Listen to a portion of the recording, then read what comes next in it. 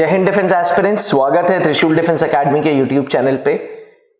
2 दिन पहले assistant commandant in Indian coast guard पे हमारे चैनल से वीडियो अपलोड हुई थी और इतना अच्छा रिस्पांस था, तो कुछ एस्पिरेंट्स ये जानना चाहते थे कि असिस्टेंट कमांडेंट्स कितने टाइप के होते हैं इंडियन कोस्ट गार्ड में। तो डिफेंस एस्पिरेंट्स, आज की वीडियो उन योद्धाओं के नाम जो इंडियन कोस्ट गार्ड में जाना चाहते हैं, जो इंडियन कोस्ट गार्ड में एक असिस्टेंट कमांडेंट के रूप में अपने आप को देखना चाहते हैं।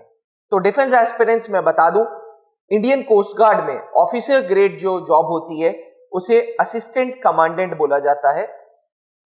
पहली रैंक जो इंडियन कोस्ट गार्ड में मिलेगी ऑफिसर लेवल पे वो है असिस्टेंट कमांडेंट की रैंक। असिस्टेंट कमांडेंट के रूप में मेल्स एंड फीमेल्स दोनों जा सकते हैं, लेकिन फीमेल्स के लिए असिस्टेंट कमांडेंट की ये जो जॉब है ये शॉर्ट सर्विस अग्रीमेंट है। जिस तरीके से शॉर्ट सर्विस कमीशन होती है फौज में, वैसे ही इंडियन कोस्ट गार्ड में ये शॉर्ट सर्विस अग्रीमेंट है। 8 साल का ये अग्रीमेंट होता है, एक्सटेंडेबल अप टू 10 ईयर्स, कुछ केसेस में अप टू 14 ईयर्स।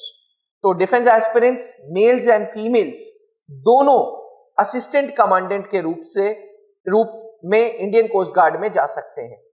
इस वीडियो को अंत तक देखिएगा और जानिएगा क्या क्या अपॉर्चुनिटीज हैं, किस किस तरीके से आप असिस्टेंट कमांडेंट बन सकते हैं, विथ क्या आपकी एजुकेशनल क्वालिफिकेशंस की रिक्वायरमेंट रहेगी।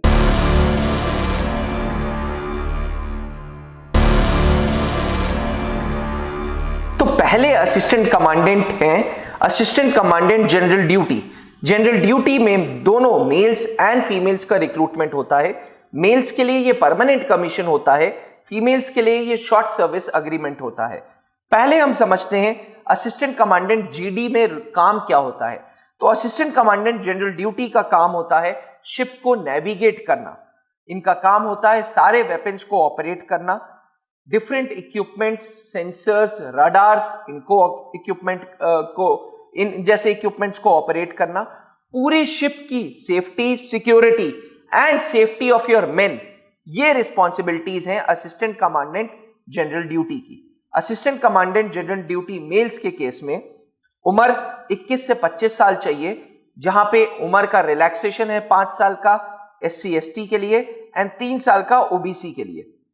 5 साल का रिलैक्सेशन आर्मी, एयरफोर्स, नेवी से जो जल्दी वॉलेंटरी रिटायरमेंट ले लेते हैं उनके लिए भी है। हाइट की अगर बात करें तो हाइट 157 सेंटीमीटर चाहिए। वहीं एजुकेशनल क्वालिफिकेशन, ग्रेजुएशन कोई भी सब्जेक्ट से 60% एंड 10+2 में maths and physics with minimum 55% चाहिए। तो defence aspirants, assistant commandant GD males का तो ये काम था, बट असिस्टेंट कमांडेंट वुमेन का जो काम है वो सबसे पहले समझते हैं कि पूरा ये ऑफशोर काम करते हैं। ऑफशोर काम करेंगे, साथ ही एफिशिएंट ऑर्गेनाइजेशन वर्किंग में इनका फीमेल्स का रोल होता है। असिस्टेंट कमांडेंट फीमेल्स के लिए उम्र वही 21 से 25 साल चाहिए। एज रिलैक्सेशन 5 साल SC ST के लिए है और 3 साल OBC के लिए है। वुमेन जो असिस्टेंट कमांडेंट फीमेल्स होती हैं उनको जनरली शिप पे ना ले जाके ऑफशोर रखा जाता है एंड ओवरऑल ऑर्गेनाइजेशन की वर्किंग स्मूथ हो, बिकॉज कहा यह जाता है कि women managers are the best managers. तो females can see themselves as good in assistant commandant, they can see themselves in good position, peace stations रहेंगे, किसी प्रकार की कोई प्रॉब्लम नहीं रहेगी। एंड ओवरऑल बस सोचने वाली बात यह है कि अभी तक इंडियन कोस्ट गार्ड ने शॉर्ट सर्विसेज अग्रीमेंट दिया है जो 8 साल, extendable up to 10 and maximum up to 14 years जाता है। तीसरी कैटेगरी है असिस्टेंट कमांडेंट की जो पायलट्स बनते हैं। जी हां defence aspirants, Indian coast guard के पास अपने जहाज हैं, फिक्स मोटर व्हीकल्स हैं, जो डॉर्नियर एयरक्राफ्ट होते हैं, सर्वेलेंस के लिए यूज होते हैं, हेलीकॉप्टर्स हैं, कुछ चेतक हेलीकॉप्टर्स हैं, चीता हेलीकॉप्टर्स हैं। तो ये सारे हेलीकॉप्टर्स रेस्क्यू मिशंस के लिए काम आते हैं, सेफ्टी सिक्योरिटी के लिए काम आते हैं, साथ ही सर्वेलेंस के लिए डॉर्नियर एयरक्राफ्ट काम आते हैं। तो इंडियन कोस्ट गार्ड के पास भी अपनी फ्लीट है, पूरा हवाई जहाज, हेलीकॉप्टर्स की स्क्वाड्रन्स बने हुए हैं और इनको उड़ाने के लिए पायलट्स एंड नेविगेटर्स की जरूरत होती है। असिस्टेंट कमांडेंट पायलट या नेविगेटर बनना है तो हाइट मिनिमम 162.5 होनी चाहिए, वहीं उम्र 19 से 25 साल होनी चाहिए।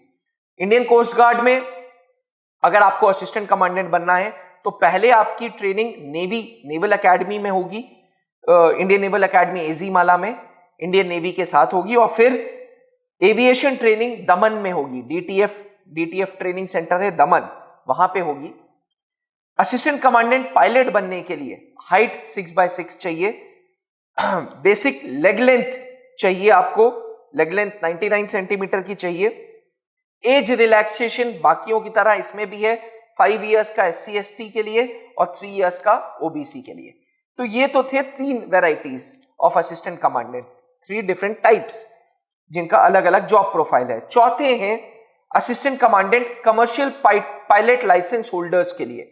कुछ लोग सिविल से कमर्शियल पायलट लाइसेंस करते हैं, CPL करते हैं। कमर्शियल पायलट लाइसेंस के बाद उनको पायलट का लाइसेंस मिल जाता है और उनको एक राइट मिल जाता है कि वो हवाई जहाज उड़ा सकते हैं। ऐसे CPL होल्डर्स के लिए, मेल हो या फीमेल हो, इनको इंडियन कोस्ट गार्ड रख लेता है on the roles of pilot and navigators. Pilots के लिए वही डॉर्नियर एयरक्राफ्ट और हेलीकॉप्टर्स हैं। वुमेन पायलट्स को भी रिक्रूट किया जाता है, लेकिन इनका भी शॉर्ट सर्विस अग्रीमेंट रहता है। उम्र 19 से 25 साल चाहिए। रिलैक्सेशन का एज सेम है, 5 साल का SC/ST का और 3 साल का OBC के लिए। चौथे जो टाइप है असिस्टेंट कमांडेंट के, वो है टेक्निकल असिस्टेंट कमांडेंट का पहले हम जॉब समझते हैं। सारे मशीनरी और इक्विपमेंट्स पे जो ऑपरेशंस होते हैं पूरा का पूरा वो असिस्टेंट कमांडेंट टेक्निकल करते हैं। Assistant commandant technical is responsible for operations on machineries, equipments, पूरा का पूरा इक्विपमेंट्स को देखना, मशीनरीज को देखना, ये सारा काम असिस्टेंट कमांडेंट टेक्निकल ग्रेड का है। टेक्निकल ग्रेड के लिए जैसे कि नाम है, बीटेक चाहिए, चाहे आप मैकेनिकल ट्रेड हो, चाहे इलेक्ट्रिकल हो, चाहे इलेक्ट्रॉनिक्स हो, चाहे वो मरीन इंजीनियरिंग, नेवल आर्किटेक्चर हो, एरोस्पेस इंजीनियरिंग हो, इनमें से किसी में भी आपकी इंजीनियरिंग है विद 60% मार्क्स और उम्र 21 से 25 साल है, तो आप assistant commandant Indian coast guard में टेक्निकल ग्रेड में जा सकते हैं। डिफेंस एस्पिरेंट्स, ये बहुत अच्छी अपॉर्चुनिटी उन लोगों के लिए, स्पेशली जो BE बीटेक करके बैठे हुए हैं और वो अपना करियर इंडियन कोस्ट गार्ड में देखना चाहते हैं। इंजीनियरिंग ट्रेट अगर यूज हो जाए इंडियन कोस्ट गार्ड में तो इससे अच्छी कोई बात नहीं, बिकॉज आपको बहुत रिस्पेक्ट मिलती है। कहीं ना कहीं आप रिस्पॉन्सिबल होगे पूरे इक्विपमेंट्स की देखरेख करने के। इक्विपमेंट्स की देखरेख करने का मतलब ये नहीं कि मैकेनिक बन जाओगे, ऐसा बिल्कुल नहीं है। आज के टाइम पे Indian coast guard is very very very very very updated. इनके पास best of the best weapons है। तो best of the best weapons जब इंडियन कोस्ट गार्ड के पास है तो उन वेपन्स के देखरेख करने के लिए अच्छे इंजीनियर्स चाहिए, और अगर आपके पास इंजीनियरिंग डिग्री है तो व्हाई नॉट।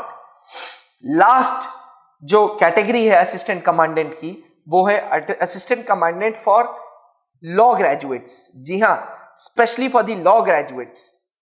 देखिए, हर unit is operated by a commander, और हर कमांडर के पास एक लीगल एडवाइजर है।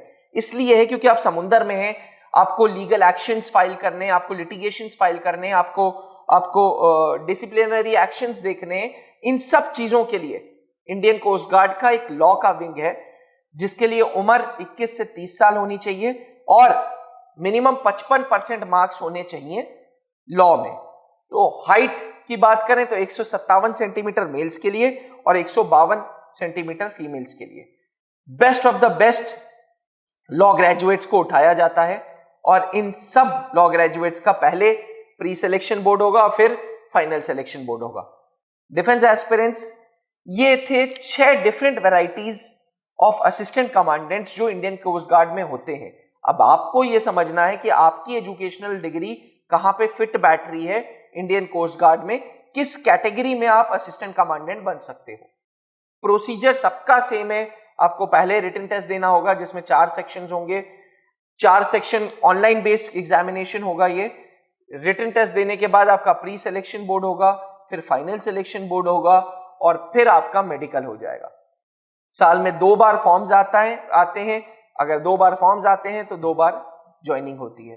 कहीं ना कहीं आप ऑफिसर ग्रेड की जॉब में जा रहे हो, you are becoming a commissioned officer in Indian coast guard, और यकीन माने this is one of the best jobs which Indian coast guard can offer. तो अगर आपकी एजुकेशनल क्वालिफिकेशंस इस लायक हैं कि आप असिस्टेंट कमांडेंट बन सकते हैं तो फॉर्म्स जरूर डालें। फॉर्म्स जनवरी में आते हैं एंड जून में आते हैं। जनवरी वाला जो फॉर्म आएगा उसका रिक्रूटमेंट दिसंबर में हो जाएगा और जून वाला अगले साल जून में होगा, यानी कि मोटा मोटा 12 महीने लगते हैं पूरा रिक्रूटमेंट प्रोसेस में। आशा करता हूं डिफेंस एस्पिरेंट्स की आपको ये वीडियो पसंद आई हो। मोर ऑफ इंफॉर्मेटिव थी। कोशिश की थी मैंने बताने की कि कैसे कितने अलग अलग वैरायटीज ऑफ असिस्टेंट कमांडेंट्स होते हैं इंडियन कोस्ट गार्ड में। वीडियो कैसी लगी एक कमेंट जरूर करिएगा। आपके कमेंट से मेरे को बड़ा कॉन्फिडेंस मिलता है, क्योंकि आप लोगों के क्वेश्चन से ही मेरे पास दिमाग में आइडिया आता है वीडियो बनाने का, R&D के पास आइडिया आता है वीडियो बनाने का। इसलिए कमेंट जरूर करिएगा कि वीडियो कैसी लगी। Thank you. जय हिंद। जहां बनते हैं देश के गौरव, इंडिया का एकमात्र ऐसा कोचिंग इंस्टीट्यूट जहां कैडेट्स को ट्रेन किया जाता है आने वाले डिफेंस एग्जाम के अनुसार। अगर आपका भी सपना है भारतीय सेना में शामिल होकर देश की सेवा करने का, तो आज ही ज्वाइन करें त्रिशूल डिफेंस एकेडमी।